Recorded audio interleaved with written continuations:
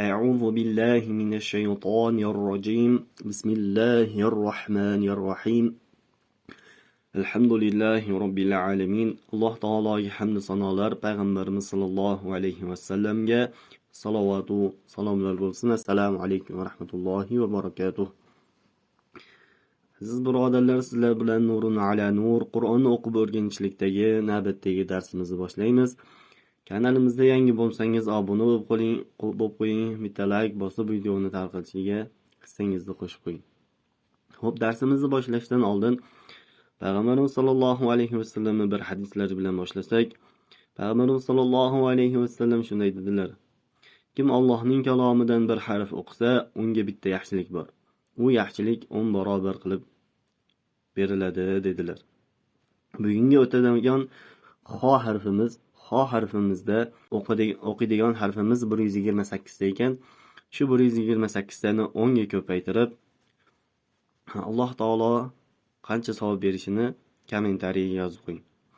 Albatta bu narsalar hammasi niyatlarga bog'liq. Kim nima uchun niyat qilsa, o'shani oladi. Kim Alloh taolo uchun o'qishlikni niyat qilib, hamda savob umid qilsa, albatta bunga erishadi. Har bir narsamizda, har bir ishimizda niyatimizni to'g'ri qilib, xolis Alloh taolo uchun qilishligimiz kerak bo'ladi ekan. Xo'p, bismillahirrohmanirrohim. Bugungi o'tadigan harfimiz xo harfi bo'lib, xo harfi o'zbek tilidagi xo tovushi kabidir debdi. Hamda ustida fatha a kelsa o bo'lib o'qilinadi, hamda yo'g'on o'qiladi debdi. Bismillahirrohmanirrohim. Xo xi xu, ya'ni tomoq qirilib o'qiladi, qattiq o'qilinadi. Xo xi xu. Xob, xol, xoroj, xobar, xoshab, xolaf, xoyru, xotmu, xomru, xovfu, مخرج مخبر أخرج يخرج أخبر يخبر استخبر يستخبر استخرج يستخرج. Xo'p do'stlar, bu harfimiz ha harfi ekan. Ha harfi ha hay hu. Hozirgina xo harfini o'tdik. Bu harfning ustida nuqtasi bor edi.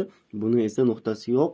Ya'ni harflar arab tilida ko'p harflar nuqtasi bilan ajraladi. Xo harfi qattiq bo'ldi. Buni esa yumshoqroq, ya'ni bo'g'ilib o'qilinadi. Ha hay hu. Hay, hil, haj, hasan, hasab, hasaf, محسن محشر منحر محفل أحسن امتحنا يمتحن احتمل يحتمل استحسن يستحسن ihronjama yahronjimu. Hop, mana bu joyda xo harfi bilan ha harfini ajratib o'qing debdi. Xolqu, halqu, xotmu, hatmu, arxom, arham. Do'stlar, e'tibor beradigan narsamiz, tepasida kelsa, nuqta kelsa xo bo'lyapti, qattiq xo. Ko'pchilik Qur'onni o'qishni bilganlar ham yaxshilab e'tibor berish kerak. Xoni ha qilib o'qiydi, hani xo qilib o'qiydi. Nima deganda ular shu narsaga o'rganib qo'ygan, ya'ni ular harfni o'rganmay turib o'zbek alfabeti bilan yodlab olgan. Shuning uchun